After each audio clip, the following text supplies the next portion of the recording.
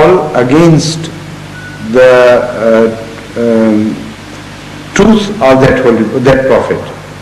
It's not an argument against the truth of that prophet. Similarly, the Holy Quran repeatedly tells us of many prophet who was murdered at the hand of the Jews. So that being so, that this verse should be translated, the verse in question, in accordance with these statements of the Holy Quran. So لَقَطَعْنَا مِنْهُ الْوَتِينَ should not be translated as we would have killed him, but it should have been translated as we would have destroyed him. And this is exactly what the meaning of the verse is. When you cut the jugular vein, you totally destroy the signs of life. I mean, there is no possibility left. It is a complete and total destruction of the man.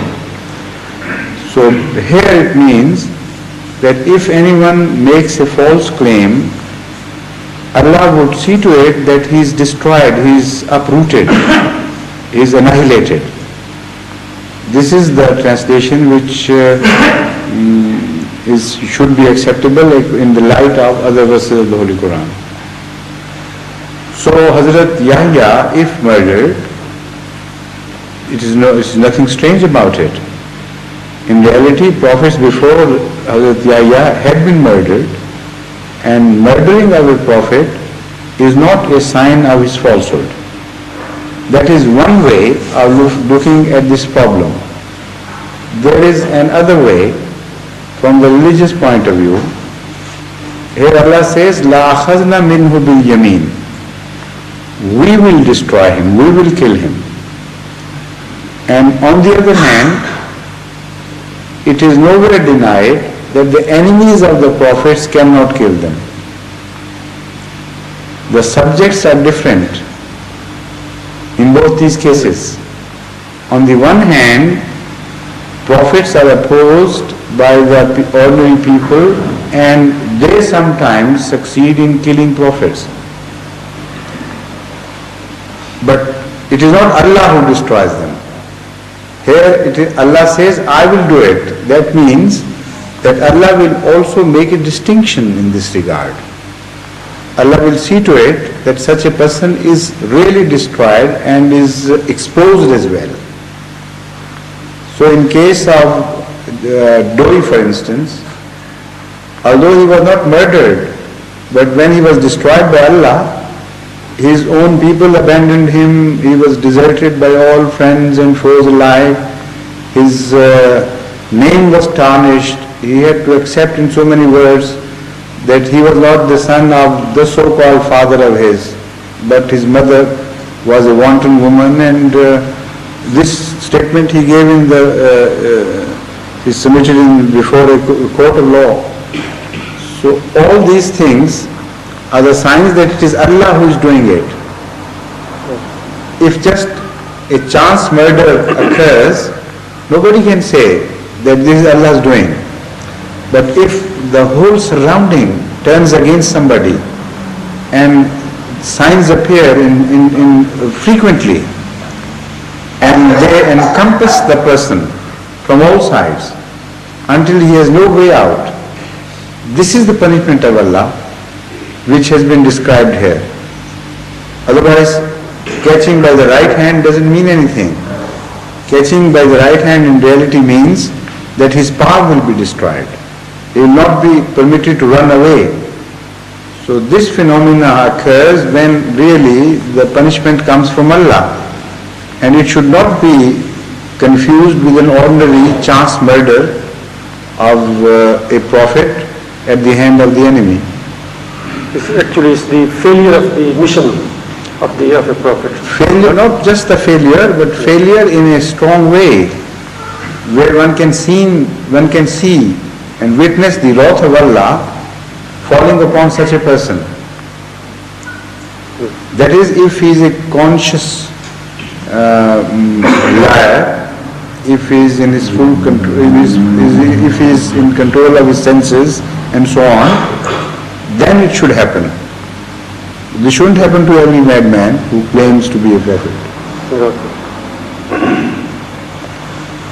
Yes, please.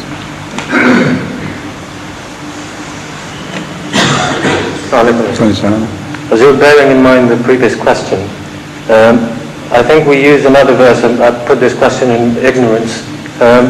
There's a verse we use to prove the truth of other religions. I think it's the verse, كَتَبَ اللَّهُ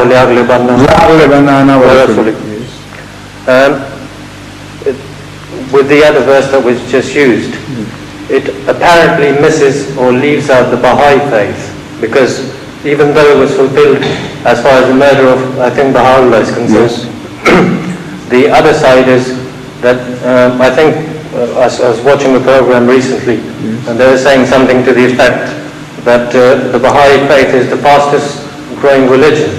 And could you please explain how the Baha'is are, Have you noticed it yourself? Sorry? Have you yourself noticed that they are actually the fastest growing religion?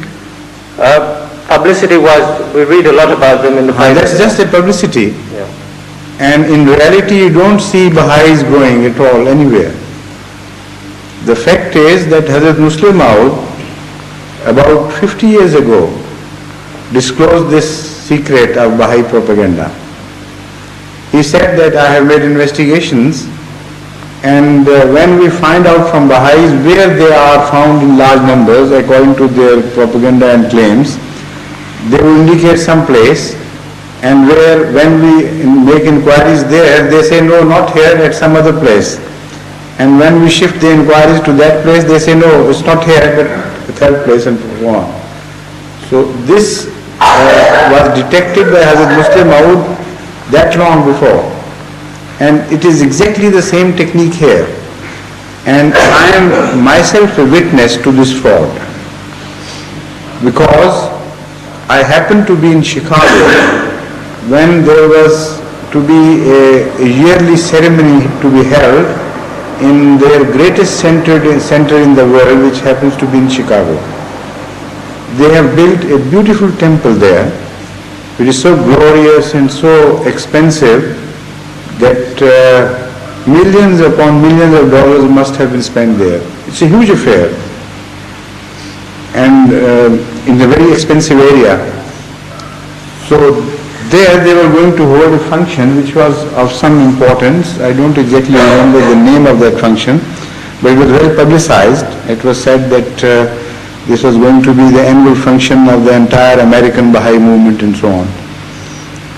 So I went there along with my wife and my daughters, and we attended the function. There were also, we appointed khuddam on all sides to count the number of people who visited the Baha'i temple, and also to interview them and find out if they were Baha'is or just visitors.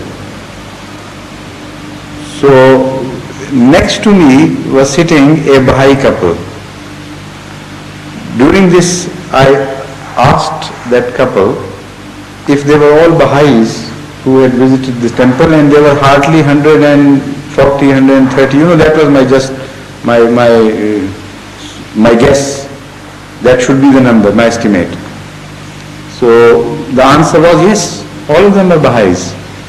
So I asked, why so small a number? Because it was so publicized a meeting, and you say that Baha'is have spread far and wide, and it's become a very important sect or religion in America, and the building also speaks highly of you, because it's a huge building and so beautifully made, and fortunes must have been spent on this.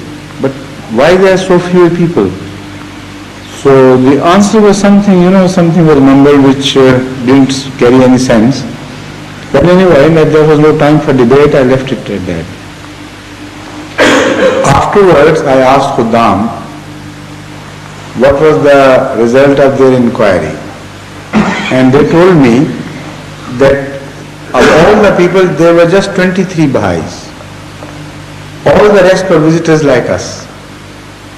Just because of this propaganda they had come, and also I was told that they do come generally every day to see this building, because it's a very beautiful building. So all the tourists, etc., are attracted to this building, so some of them